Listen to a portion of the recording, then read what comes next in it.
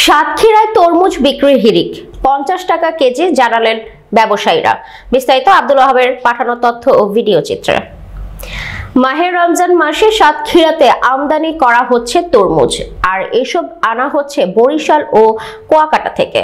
বুধবার সকালে শহরের ইটাগাছা বাজার এলাকা ঘুরে জানা গেছে এসব তরমুজের দাম 30 টাকা কেজি হওয়া উচিত ছিল, কিন্তু অতিরিক্ত চাহিদা হওয়ায় এখনকার আড়তদার দাম বৃদ্ধি করেছে, এমনটা জানালেন সাধারণ তরমুজ ব্যবসায়ীরা। তবে রমজান মাসে দ্রব্যমূল্যের দাম স্বাভাবিক থাকার কথা থাকলেও রমজান উপলক্ষে ধাপে ধাপে দাম বৃদ্ধি হতে চলেছে। কি নাম আপনার? আশরাফ। এই তরমুজ কোথাতে আছে?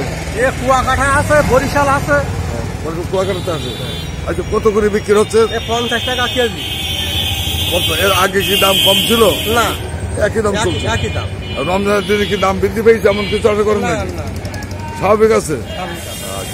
আজকে যে মালটা এটা আসে আপনার হচ্ছে আড়তে আসে কোথা থেকে? আড়তে আসে এখন যা মাল সব বরিশাল এবং কুয়াকাটা। এই মালটা আসে আড়তে বরিশাল কুয়াকাটা এবং এই মালটা আড়তে ওরা কিনে আসে পিসি, আমরা কিনি মনে, এবং আমাদের মন ধরে 1800 টাকা 1700 টাকা। আমাদের সেই মাল বেচতে 50 টাকা 55 টাকা কেজি। আবার কোনো সময় যখন 2000 টাকা হয় তখন বেশি 60 টাকা কেজিতে।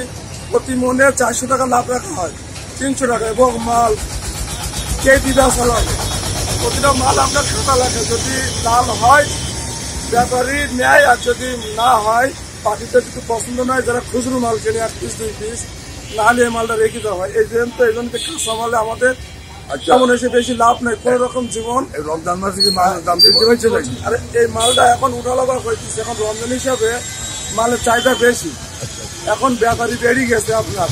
এই জন্য তো রোজা হিসাবে এই মালটা খুব সম্ভব 25 থেকে 30 টাকা কেজি হলে খরিদ্দারের জন্য ভালো। এখন যে বাংলাদেশে যেভাবে যাচ্ছে মানুষের ইনকামের সমস্যা, একটা মানুষের জন 400-500 টাকা জনের মজুরি, এবং একটা তরমুজ কিনতে গেলে 300-400 টাকা দাম, সেই সব মানুষের একটু কষ্ট হচ্ছে। এখন আড়ত যদি নিয়ন্ত্রণ করা যায় তা আমার জানা মতে হচ্ছে মানুষ কম দামে খাতে পারে। আর বরিশালের তো যদি মাল হয়েছে ওদেরকে যদি বেঁচে যারা ভর্তা সে দেখতেছে কিভাবে কেনে, আলোতে কিভাবে বেচে, এটা যদি খোঁজ নেয় তাহলে খুচরো ব্যাপারীরাও তিনি শান্তি পাবে।